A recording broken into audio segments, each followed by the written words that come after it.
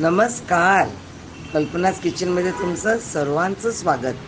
आज मी तुमच्याबरोबर अजून एक पारंपरिक आणि टेस्टी आणि यम्मी रेसिपी शेअर करणार आहे. ही आमची टिपिकल महाराष्ट्रीयन रेसिपी आहे. हो, ओळखलं की नाही तुम्ही? ती आहे आपली भाकरवडी. पूर्वी भाकरवडी फक्त दिवाळीत केली जायची, पण हल्ली तुम्हाला दुकानात मिळते म्हणून वर्षभर खाता येते. पण ही जी भाकरवडी आहे ह्याच्यामध्ये साहित्य बघून घाबरू नका. ही सगळे साहित्य आपल्या घरामध्ये रोजचे वापरण्यातले साहित्य आहेत. आणि मी तिकडे ते इन्ग्रेडियंट्स मला लिहून दिलेले आहेत. तर चला आपण बघूया ही भाकरवडी कशी करायची ती.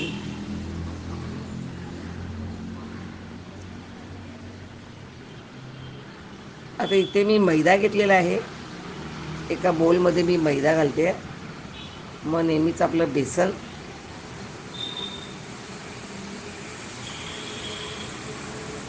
हळद आणि हिंग.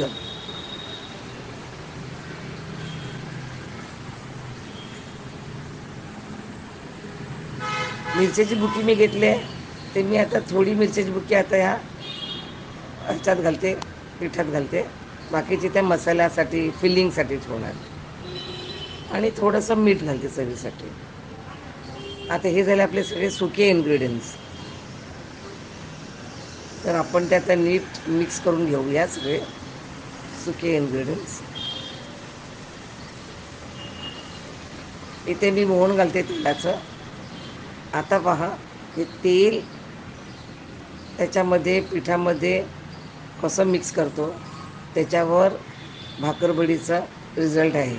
भाकरवडी तुम्हाला खुसखुशीत पाहिजे असेल तर हे एकदम मस्ट आहे की तुम्ही ते तेल आहे ना ते सगळं छान पिठामध्ये रब करायला पाहिजे, एकदम एकत्र होण्यासारखं. आणि किती वेळ करायचं ते इथे मी दाखवते व्हिडिओमध्ये. माझ्या मुठीमध्ये ती एकत्र येते चिकटून तोपर्यंत. एक 2-3 मिनटं लागतात त्याला. हे बघा, आहे ना, असं आपलं पीठ एकत्र आलं म्हणजे आपलं तेल नीट लागलेलं आहे हे समजून आपण आता पाणी घालून पीठ मळायला घेऊया. पाणी घेताना तुम्ही माप तर दिलं मी पाण्याचं, पण तुम्ही प्रत्येक एका वेळी नको घालू सगळं. थोडं थोडं घालून ते पीठ चांगलं मळून घ्या. आपल्याला हे पीठ नरम नाही होता कामा. आपलं पीठ ते चांगलं सेमी स्टिफ व्हायला पाहिजे. म्हणजे आपल्याला ते तळ्यासाठी छान होते. आता हे पीठ मागणं मळून झालं आहे माझं. त्याच्यामध्ये मी नॅपकिननी मी ते कवर करते आणि एक चांगला अर्धा तास बाजूला करून ठेवते. तोपर्यंत आपण हे आतलं फिलिंगचं घेऊया. तव्यावर मी पॅन गरम करत ठेवलेला होता. हे सुकंच भाजायचं आहे. तिकडे धणे, तीळ, तुमचं जिरं, बडीशेप एकदम कमी आणि ती स्ट्रॉंग असते म्हणून. आणि हे आपल्याला जास्त नाही भाजायचं, एकदम लाईटली आपण हे भाजून घ्यायचं आहे. इथे खसखस घातली.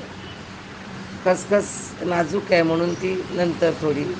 आणि आता आपलं खोबरं, मी खवलेलं खोबरं आहे ताजं. ते काही जणं सुकं खोबरं घालतात, पण ताजं खोबरंच घाला. हे आपल्याला काही लाल वगैरे करायचं नाही. जरा थंड झाल्यावर मी हे मिक्सरमधून ते बारीक करणार आहे. पण मिक्सरमध्ये आपल्याला एकदम त्याचं पावडर नाही करायची. ते धणे वगैरे आपल्याला दाताखाली आले पाहिजेत. असं इथे मी राहिलेलं मीठ घातलं आहे आणि थोडीशी साखर घातली आहे. आपल्याला भाकरवडी गोड नको आहे. मिरच्याची बुकी घातली आहे आणि गरम मसाला घातला आहे. पण जस्ट ते बॅलन्स करायसाठी टेस्ट आपल्याला साखर घातली आहे मी थोडी. तुम्ही पाहू शकता तिकडे चांगल्या दरदरीत मी ते हे केलं आहे मिक्सरमधून. असं पाहिजे म्हणजे खाताना मजा आली पाहिजे भाकरवडी.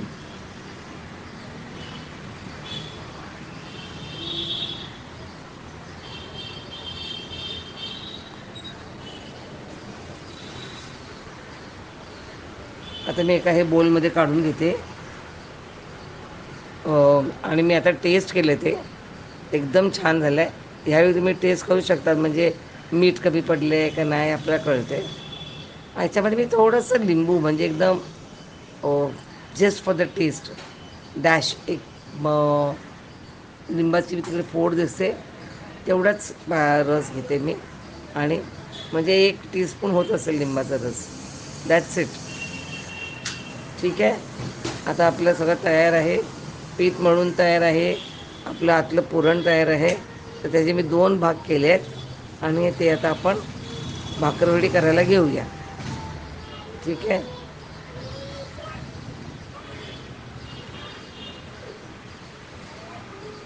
पाहू शकता तुमचं माझं ते पुरण बघा, खसखस धणे सगळं दिसते. आता आपण चपाती करतो ना, पोळी करतो ना, तसंच लाटायचं. एकदम जाडं नाही का एकदम पातळ पण नाही. पाहू शकतात माझे नेहमीचे फुलके करते ना मी, त्याच मापाने केलं आहे. इकडे थोडंसं मी तेल घालते. तर काही जणांना ह्याच्यावर गूळ आणखीन चिंच वगैरे घालतात, पण आपल्याला हे लक्षात राहायला पाहिजे की हे दिवाळीचा फराळामधलं असतं. हा तर दिवाळीच्या फराळामध्ये आपल्याकडे एवढं गोड असते ना की आपल्याला भाकरवडी गोड नको आहे. भाकरवडी चांगली झणझणीत तिखट झाली पाहिजे. आता मी ते तेल लावलं म्हणजे ते पुरण आपलं चिकटण्यासाठी.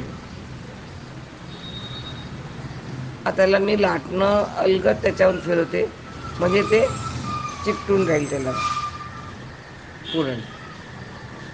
झालं. आता आपण ते रोल करून ठेवूया.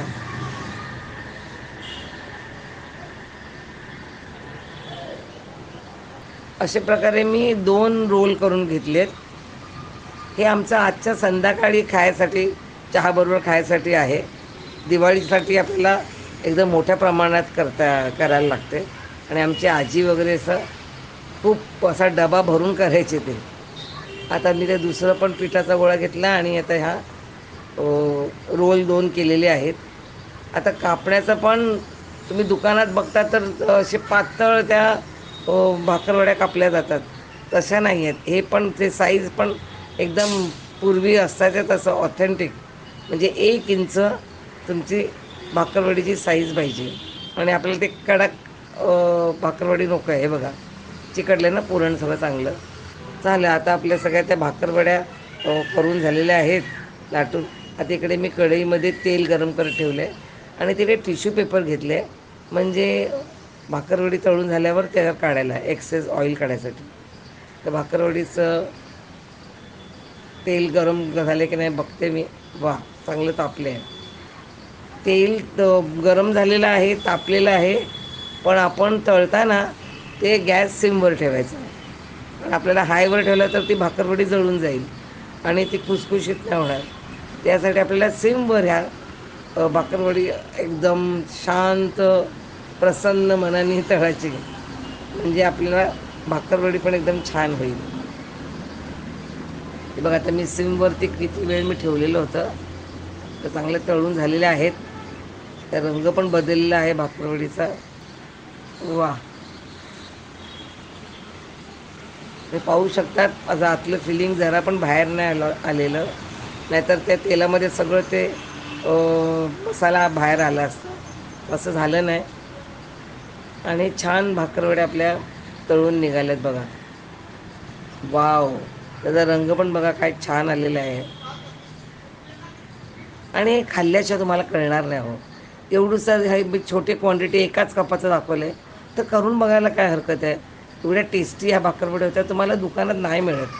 आणि बाहेरच्या दुकानामध्ये तुम्हाला त्यात शेव घालतात, गूळ चिंच आणि काय काय घालत असतात माहिती नाही.